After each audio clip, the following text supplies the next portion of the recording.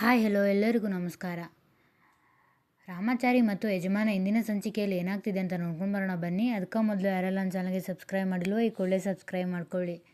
ಝಾನ್ಸಿ ಆಫೀಸ್ನಲ್ಲಿ ರಾಘುನ ಮೇಲೆ ಕಳ್ಳತನದ ಆರೋಪ ಹೊರಿಸಿದಾಗ ರಾಘು, ಇದು ನಾನು ನನ್ನ ತಂಗಿ ಕಾಲೇಜು ಫೀಸ್ ಸಲುವಾಗಿ ಸಾಲ ತಂದ ದುಡ್ಡು, ಇದರಲ್ಲಿ ಏನೋ ಮೋಸ ಆಗಿದೆ, ದಯವಿಟ್ಟು ಅವರ ಮಾತನ್ನು ನಂಬಬೇಡಿ ಮೇಡಮ್ ಅಂತ ಎಷ್ಟೇ ಹೇಳಿದ್ರು ಝಾನ್ಸಿ ಕೇಳದೆ, ನೀನು ದುರಾಭಿಮಾನಿ, ನೀನು ಜನರನ್ನು ನಂಬಿಸೋಕೆ ಏನು ಬೇಕಾದರೂ ನಾಟಕ ಆಡ್ತೀಯ, ನೀನು ಮೋಸಗಾರ, ನಿನ್ನಂಥವನು ಈ ಕಂಪ್ನಿಯಲ್ಲಿ ಒಂದು ಕ್ಷಣ ಕೂಡ ಇರಬಾರ್ದು, ನೀನು ಮೋಸಗಾರ ಅಂತ ಎಲ್ರಿಗೂ ಗೊತ್ತಾಗಬೇಕು, ನಿನಗೆ ಇಲ್ಲಿ ಮಾತ್ರ ಅಲ್ಲ ಬೇರೆಲ್ಲೂ ಕೆಲಸ ಸಿಗಬಾರ್ದು, ಹಾಗೆ ಮಾಡ್ತೀನಂತ ಹೇಳಿ ಅವನಿಗೆ ಕಪಾಳಕ್ಕೆ ಹೊಡೆದು ಆಫೀಸಿಂದ ಹೊರಗೆ ಹಾಕ್ತಾಳೆ.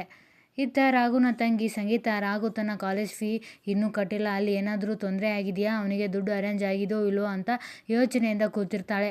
ಆಗ ಅವಳ ಸ್ನೇಹಿತೆ ಬಂದು, ನಿಮ್ಮಣ್ಣ ಫೀ ಕಟ್ತಾರೆ, ಅದ್ರ ಬಗ್ಗೆ ನೀನು ಚಿಂತೆ ಮಾಡಬೇಡ, ಈಗ ನಾವು ಪಾನಿಪುರಿ ತಿನ್ನಲು ಹೋಗೋಣ ಬಾ ಅಂತ ಅವಳನ್ನು ಕರ್ಕೊಂಡು ಹೋಗ್ತಾಳೆ. ಇತ್ತ ಝಾನ್ಸಿ ತಾತನ ಮುಂದೆ ತುಳಸಿ ಆಫೀಸ್ನಿಂದ ರಾಘುನನ್ನು ಕಳ್ಳತನದ ಆರೋಪದ ಮೇಲೆ ಝಾನ್ಸಿ ಹೊರಗೆ ಹಾಕಿದ ವಿಷಯ ಹೇಳ್ತಾಳೆ. ಅದನ್ನು ಕೇಳಿ ತಾತಗೆ ಬೇಜಾರಾಗಿ, ರಾಘು ಕಳ್ಳತನ ಮಾಡಿದ್ದಾನೆ ಅಂದರೆ ನಂಬಕ್ಕಾಗಲ್ಲ, ಅವನು ಯಾರ್ದೋ ಮೋಸದ ಬಲೆಗೆ ಸಿಕ್ಕಾಕೊಂಡಿದ್ದಾನೆ, ಅವನು ಸ್ವಾಭಿಮಾನಿ, ಒಳ್ಳೆಯ ನಡತೆ ಒಳ್ಳೆಯ ಗುಣ ಇರುವ ವ್ಯಕ್ತಿ, ಅವನಿಗೆ ಆಸೆ ಇಲ್ಲ, ಅವನು ಈ ಕೆಲಸ ಮಾಡಲು ಸಾಧ್ಯವೇ ಇಲ್ಲ, ನೀನೇ ಆಸ್ತಿಗೋಸ್ಕರ ಇಷ್ಟೆಲ್ಲ ಮಾಡ್ತಾ ಇದೀಯ ಅಂತ ಹೇಳ್ತಾರೆ.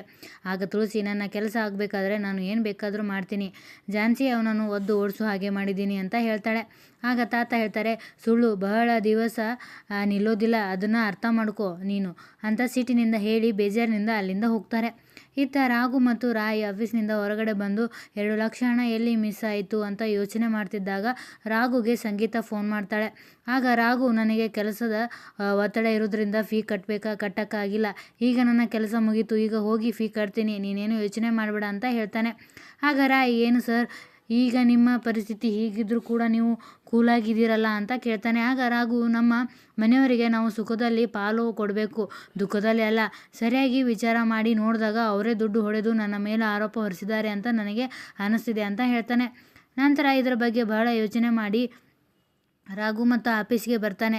ಅದನ್ನು ನೋಡಿ ಝಾನ್ಸಿ, ಮತ್ತೆ ಯಾಕೆ ಬಂದೆ ಅಂತ ಸಿಟ್ಟಿನಿಂದ ಕೇಳ್ತಾಳೆ. ಆಗ ರಾಘು, ನಾನು ಹಣ ಕಳ್ಳತನ ಮಾಡಿಲ್ಲ, ಆ ದುಡ್ಡು ಎಲ್ಲಿ ಮಿಸ್ ಆಗಿದೆ, ಈಗ ಆ ದುಡ್ಡು ಎಲ್ಲಿದೆ ಅಂತ ಕ್ಲಾರಿಟಿ ಕೊಡೋಕ್ಕೆ ಬಂದಿದ್ದೀನಿ, ನನಗೆ 2 ನಿಮಿಷ ಟೈಮ್ ಕೊಡಿ ಸಾಕು, ನಾನು ಈಗ 25 ನಿಮಿಷದಲ್ಲಿ ನಿಮಗೆ ನಾನು ಕಳ್ಳತನ ಮಾಡಿಲ್ಲ ಅಂತ ಕ್ಲಾರಿಟಿ ಕೊಟ್ಟು ಆ ದುಡ್ಡು ತೊಗೊಂಡು ಹೋಗಿ ನಾನು ನನ್ನ ತಂಗಿ ಕಾಲೇಜ್ ಫೀ ಕಟ್ಟಬೇಕು ಅಂತ ಹೇಳ್ತಾನೆ. ಅದಕ್ಕೆ ಝಾನ್ಸಿ, ನಿನಗೆ 5 ನಿಮಿಷ ಕೊಡ್ತೀನಿ, ಅದೇನು ಪ್ರೂವ್ ಮಾಡ್ತೀವೋ ಮಾಡು ಅಂತ ಹೇಳ್ತಾಳೆ. ಆಗ ರಾಘು ಹೇಳ್ತಾನೆ, ದುಡ್ಡು ಕಳ್ಳತನ ಮಾಡಿದವರಿಗೆ ಜಾಣತನದಿಂದ ಪ್ರಶ್ನೆ ಕೇಳಿ ಅವರೇ ದುಡ್ಡು ಕದ್ದಿದ್ದಾರೆ ಅಂತ ಪ್ರೂವ್ ಮಾಡಿ ಆ ದುಡ್ಡನ್ನು ಕಸದ ಡಬ್ಬಿಯಲ್ಲಿ ಹಾಕಿದ್ದನ್ನು ಹೇಳಿ ಆ ಕಸದ ಡಬ್ಬಿಯನ್ನು ತಂದು ಝಾನ್ಸಿ ಮುಂದೆ ಸುರಿತಾನೆ. ಅದರಲ್ಲಿ ದುಡ್ಡು ಇರುವುದನ್ನು ನೋಡಿ ಅವರು ಗಾಬರಿಯಿಂದ, ಆ ದುಡ್ಡು ನಾನು ಹಾಕಿಲ್ಲ ಅಂತ ಹೇಳ್ತಾರೆ. ಆಗ ರಾಘು, ನಾನು ಈ ಕಂಪ್ನಿಯಲ್ಲಿ ಕೆಲಸ ಮಾಡೋದು ಯಾರಿಗೂ ಇಷ್ಟ ಇಲ್ಲ, ಅದಕ್ಕಾಗಿ ನನ್ನನ್ನು ಕಳ್ಳತನದ ಆರೋಪ ಹೊರಿಸಿ ಕಂಪ್ನಿಯಿಂದ ಹೊರಗೆ ಹಾಕಲು ಯಾರೋ ಪ್ಲ್ಯಾನ್ ಮಾಡಿದ್ದಾರೆ ಅಂತ ಹೇಳ್ತಾನೆ ಮತ್ತು ತಾನು ಕಳ್ಳತನ ಮಾಡಿಲ್ಲ ಅಂತ ಪ್ರೂವ್ ಮಾಡ್ತಾನೆ. ಆಗ ಝಾನ್ಸಿ, ಹಾಗಿದ್ರೆ ನಿನ್ನ ಹತ್ತಿರ ದುಡ್ಡು ಹೇಗೆ ಬಂತು ಅಂತ ಕೇಳ್ತಾಳೆ. ಆಗ ರಾಘು, ನನಗೆ ಆ ದುಡ್ಡು ನನ್ನ ತಂಗಿ ಕಾಲೇಜ್ ಫೀ ಸಲುವಾಗಿ ಸಾಲ ಕೊಟ್ಟು ಹೋದರು ಅಂತ ನಾನು ಆವಾಗಲೇ ಹೇಳಿದೆ ಅಂತ ಹೇಳ್ತಾನೆ. ಅದಕ್ಕೆ ನನ್ನ ದುಡ್ಡನ್ನು ನನಗೆ ಕೊಡ್ತೀರಾ ಅಂತ ಕೇಳ್ತಾನೆ. ಆಗ ಝಾನ್ಸಿ ರಾಘುನ ದುಡ್ಡನ್ನ ಮರಳಿ ಕೊಡ್ತಾಳೆ. ಆಗ ರಾಘು, ನೋಡಿ ಮೇಡಮ್, ನನ್ನ ದುಡ್ಡು ಜನರು ಬೆವರು ಸುರಿಸಿ ದುಡಿದ ಕೊಟ್ಟು ಹಳೆಯ ನೋಟಿರುವ ಹಣ, ಆದರೆ ನಿಮ್ಮ ಆಫೀಸ್ನಲ್ಲಿ ಇರುವ ದುಡ್ಡು ಹೊಸ ನೋಟುಗಳಿಂದ ಕೂಡಿರುವುದು ಅಂತ ಗೊತ್ತಾಯ್ತಾ ಮೇಡಮ್ ಅಂತ ಹೇಳ್ತಾನೆ. ನಾನು ಕದ್ದಿಲ್ಲ ಅಂತ ಹೇಳ್ತಾನೆ. ಆಗ ಝಾನ್ಸಿ ಆ ದುಡ್ಡು ಕದ್ದವಳಿಗೆ ಕಪಾಳಕ್ಕೆ ಹೊಡಿತಾಳೆ. ಆಗ ಅವಳು, ದಯವಿಟ್ಟು ಕ್ಷಮಿಸಿ ಮೇಡಮ್, ಮನೆಯಲ್ಲಿ ಏನೋ ಪ್ರಾಬ್ಲಮ್ ಇತ್ತು, ಅದಕ್ಕೆ ಹೀಗೆ ಮಾಡಿದೆ ಅಂತ ಅಳ್ತಾ ಸುಳ್ಳು ಹೇಳ್ತಾಳೆ.